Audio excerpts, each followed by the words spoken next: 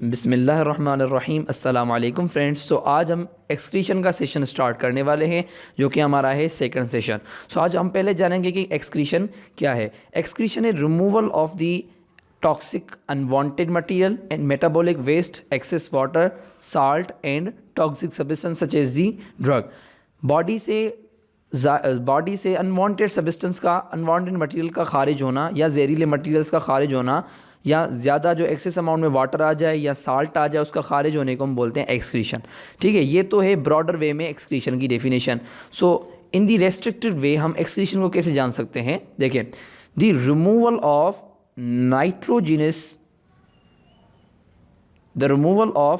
nitrogenous metabolic waste such waste are formed by metabolism of protein in DNA are known as the excretion। ऐसे metabolic waste का निकलना जो कि DNA और protein से बने हो, ऐसे मेटाबॉलिक वेस्ट जो कि प्रोटीन और डीएनए की मेटाबॉलिज्म से बने हो, उनको हम बोलते हैं एक्सक्रीशन। इस प्रोसेस को हम बोलते हैं एक्सक्रीशन। ठीक है, अब देखिए प्रोटीन से और डीएनए से कौन से नाइट्रोजनस वेस्ट निकलते हैं। जैसे कि आपको पता है, ये देखिए हमारे पास कार्बन जो होता है, प्रोटीन जो होता है वो अमीनो एसिड से मिलके बना होता है। ठीक है, प्रोटीन जो है वो अमीनो एसिड से मिलके बना है और अमीनो एसिड का स्ट्रक्चर जो है वो कुछ इस तरह, यहाँ पे कार्बोक्सिलिक ग्रुप है, यहाँ पे अमीनो ग्रुप, यहाँ पे रेडिकल और यहाँ पे हाइड्रोजन। अब देखें क्या होता है कि जब प्रोटीन जो अमीनो एसिड टूटती है तो वो ये दो ग्रुप निकाल देती है, तब बनता है अमोनिया जो कि ज़्यादा से ज़्यादा टॉक्सिक होता है।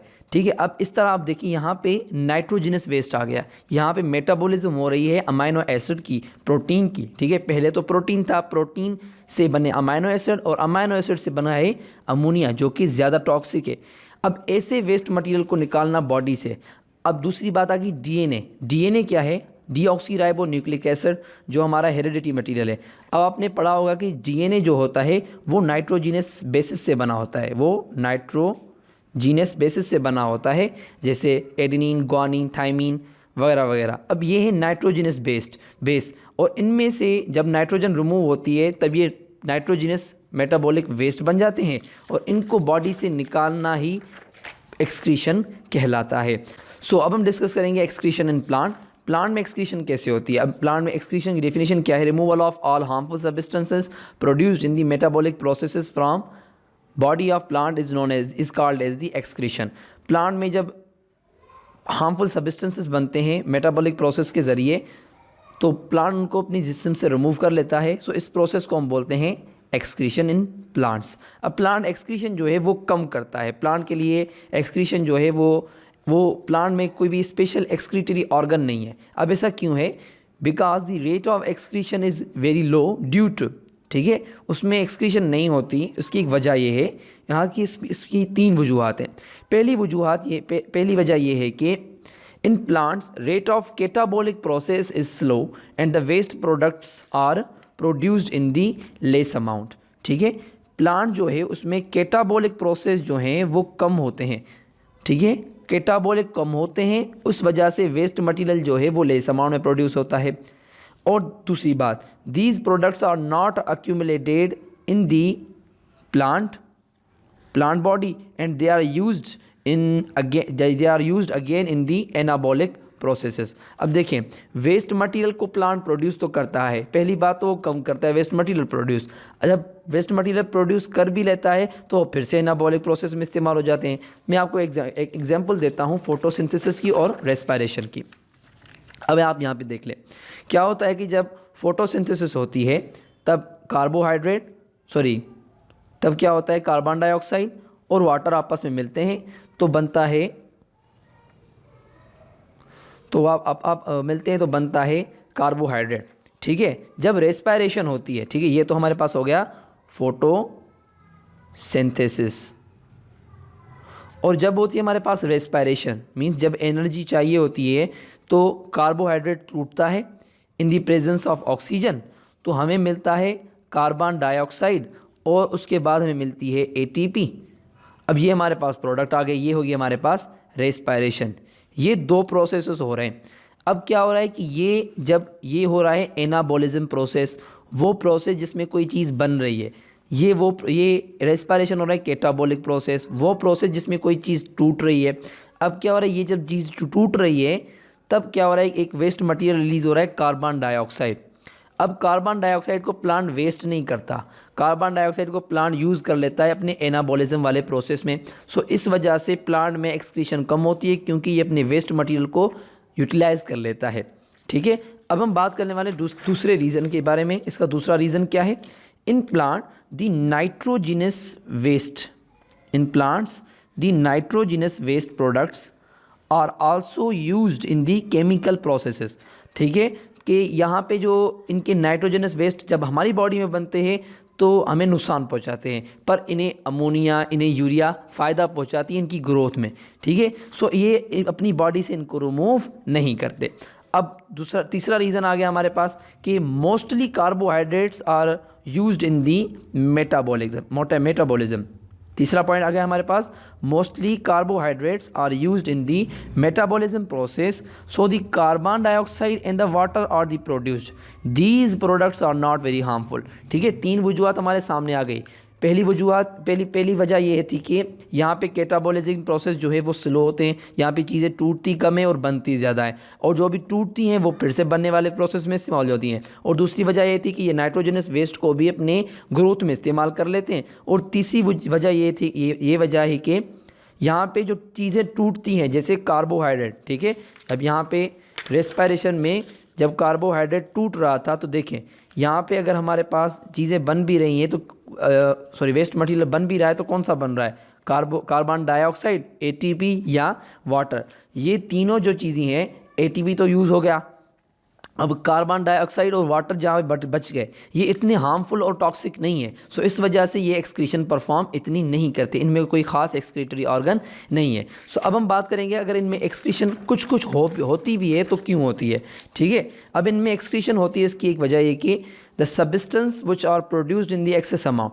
ठीक है, एक्सक्रीशन की डेफिनेशन मेन क्या थी कि यहाँ पे एक्सेस अमाउंट ऑफ वाटर होता है, साल्ट होता है, इसको भी रिमूव कर दिया जाता है। ये जो रेस्ट्रिक्टेड वे में मैंने डेफिनेशन बयान की है वो एनिमल्स के हिसाब से। ठीक है, अब देखें यहाँ पे एक्सेस अमाउंट में चीज़ें बन रही हैं, कौन सी चीज़ें बन रही हैं, वाटर। ठीक है, जो रेस्पिरेशन के ज़रिए बन रहा था, यहाँ रूट से उसने एब्जॉर्ब कर लिया। दूसरी चीज़ कार्बन डाइऑक्साइड एंड ऑक्सीजन, तीसरी चीज़ आयंस। अब देखें वाटर जब ज़्यादा बन गया, जब वाटर ज़्यादा बन गया तो उसको रिमूव करना लाजिम है, वरना सेल टर्जिड हो जाएंगे, या तो प्लांट प्रॉपर फंक्शन कर नहीं पाएगा। कार्बन डाइऑक्साइड और ऑक्सीजन का रिमूव होना भी लाजिम है अगर ज़्यादा हो जाती है। कार्बन डाइऑक्साइड रेस्पिरेशन के ज़रिए बनती है और ऑक्सीजन फोटोसिंथेसिस के ज़रिए, तो ज़्यादा से ज़्यादा एक्सेस अमाउंट प्लांट के लिए सही नहीं है।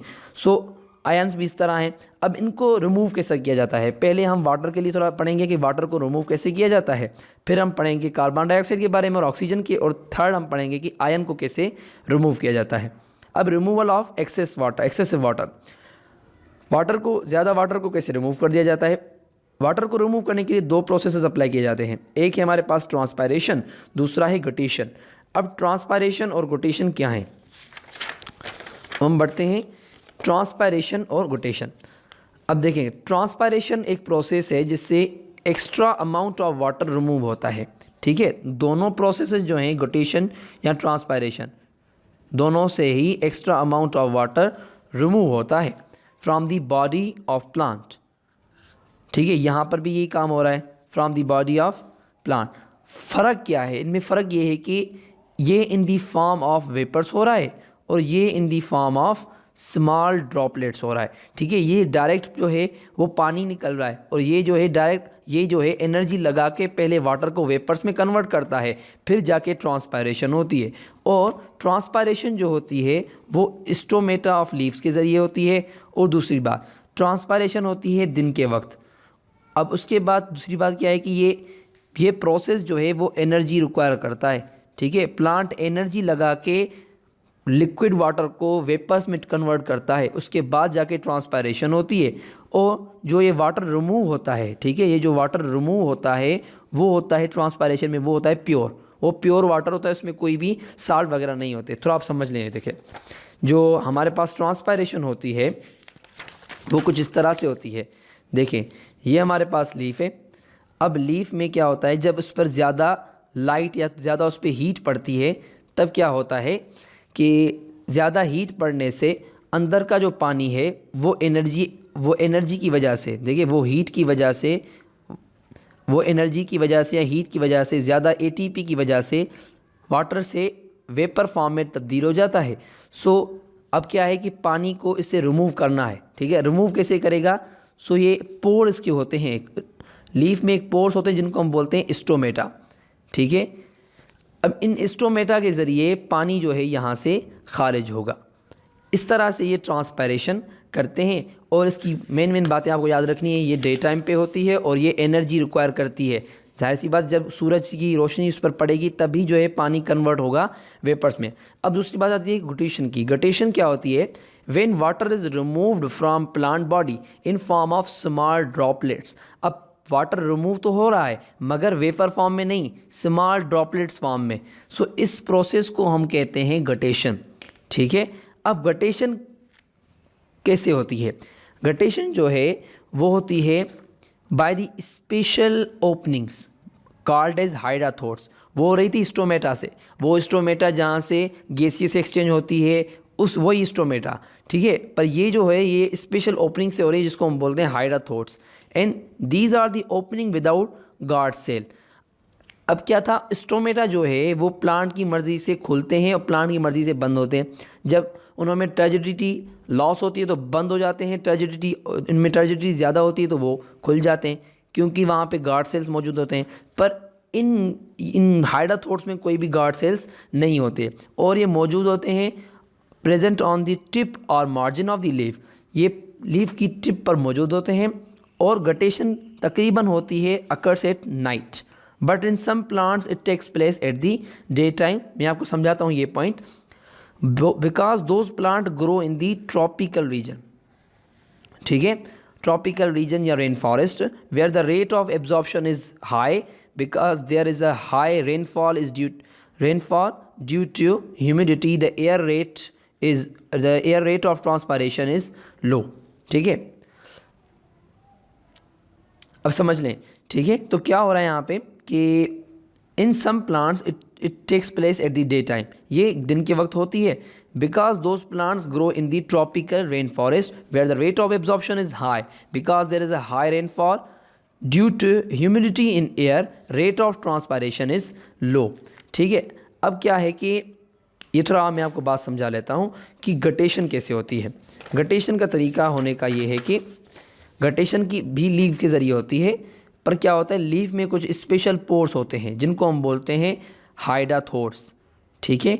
अब ये यहाँ से ड्रॉपलेट्स के फॉर्म में निकलना शुरू हो जाते हैं। आपने कभी देखा होगा सुबह सुबह जो लीव्स होते हैं उनमें से ऐसे ड्रॉप्स की सूरत में पानी गिरता रहता है, ठीक है। ये शबनम वगैरह नहीं होती, ये गटेशन के ज़रिए प्लांट अपने जिस्म से ये पानी खारिज करते हैं, ठीक है। अब ये जो हाइड्राथोर्स से यहाँ से ये पानी निकल रहा है और ये पानी जो है ये कोई एनर्जी रिक्वायर नहीं करता। इस पानी को कोई भी no ATP is require to convert this water, क्योंकि ये वेपर के फॉर्म में तब्दील नहीं हुआ। और दूसरी बात, ये पानी जो है वो है इम्प्योर, ठीक है। ये पानी क्या है? ये है इम्प्योर। इम्प्योर क्यों? क्योंकि यहाँ पे इसके साथ, इस वाटर के साथ साथ मिनरल्स भी निकल आए हैं, ठीक है। इस पानी में साल्ट भी होंगे। अब उसके बाद बात आ जाती है कि ये होता है नाइट टाइम में, ठीक है। वो हमारे पास ऊपर जो प्रोसेस हो रहा था ट्रांसपायरेशन वो हो रहा है दिन के टाइम में, ये हो रहा है नाइट टाइम में। अब कुछ प्लांट्स ऐसे होते हैं जिनमें ये डे टाइम में भी होता है। अब ऐसा क्यों होता है? क्योंकि वो जो प्लांट होते हैं वो रहते हैं ट्रॉपिकल रेन फॉरेस्ट में। ट्रॉपिकल रेन फॉरेस्ट मीन्स वहाँ पे ज़्यादा से ज़्यादा बारिश पड़ती है। अब क्या होता है, बारिश के पड़ने की वजह से वहाँ के जो स्टोमेटा होते हैं इनके अंदर के, वो स्वेलन होके बंद हो जाते हैं, ठीक है। टर्जिडिटी ज़्यादा हो गई तो वो बंद हो गए, ठीक है। टर्जिडिटी ज़्यादा होने से स्टोमेटा बंद हो गए और इनमें से कोई भी ट्रांसपायरेशन नहीं होगी, ज़्यादा से ज़्यादा पानी इनके अंदर आ जाएगा। तो अब ये क्या करते हैं, तो अब ये दिन के टाइम ही गटेशन परफॉर्म करना शुरू कर देते हैं। सो इस प्रोसेस को डे टाइम में इसलिए किया जाता है क्योंकि जब एक्सेस वाटर आ जाता है तो हाइड्राथोर से इस पानी को रिमूव कर दिया जाता है। अब ये यहाँ पे इनके कुछ डिफरेंसेस बन जाते हैं गटेशन के और ट्रांसपायरेशन के।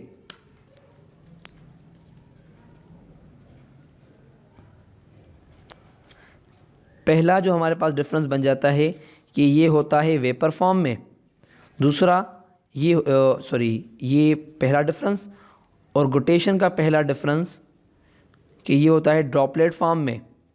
यहाँ का पानी जो है वो इम्प्योर होता है, यहाँ का पानी जो है वो प्योर होता है और यहाँ का इम्प्योर। ठीक है, क्यों इम्प्योर होता है? क्योंकि इसमें मिनरल्स भी होते हैं। तीसरी जो इनमें डिफरेंस की बात है, ये रिमूव होते हैं स्टोमेटा के ज़रिए, और ये यहाँ का पानी जो रिमूव होता है वो होता है by the special openings called हाइड्राथोड्स।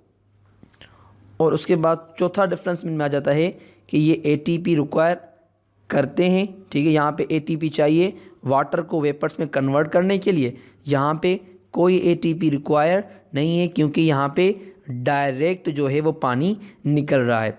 ठीक है, ये आगे 4 डिफरेंस जो मेन इनमें थे। अब उसके बाद ये तो हमने डिस्कस कर लिया कि पानी जो प्लांट जो है वो किस तरह से ज़्यादा जो अपने वाटर है अपनी जिस्म से निकाल खारिज करता है। So this process does not require any energy because it is the direct excretion of water.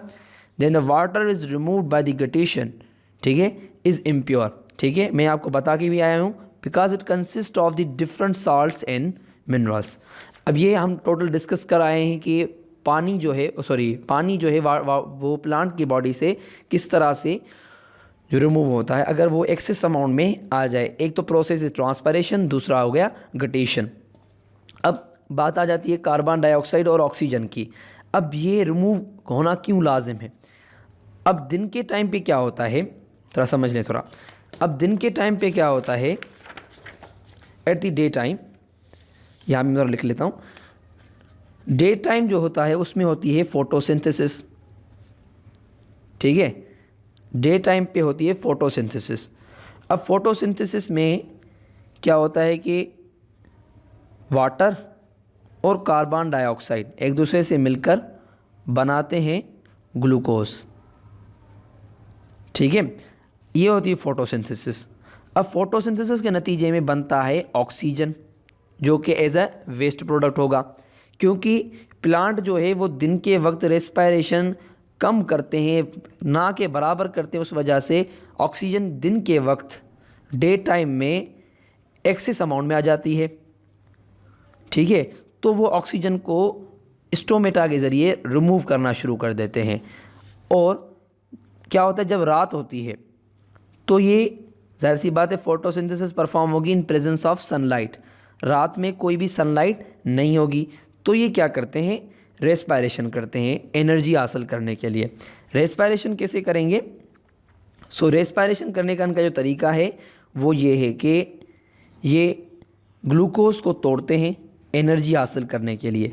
किस तरह से? बाहर से ऑक्सीजन लेंगे, बाहर से ऑक्सीजन लेके ये बाहर से ऑक्सीजन ले ली, उसके बाद बनेगा इनका कार्बन डाइऑक्साइड और वाटर। यही प्रोसेस रिवर्स हो गया, पर ये कहलाएगा रेस्पायरेशन। और ये होता है एट दी नाइट टाइम पे ये प्रोसेस होता है कि access amount of carbon dioxide release होती है। ठीक है, अब क्या होता है कि फोटोसिंथेसिस की वजह से ऑक्सीजन रिलीज़ हो रही है, रेस्पायरेशन की वजह से कार्बन डाइऑक्साइड रिलीज़ हो रही है।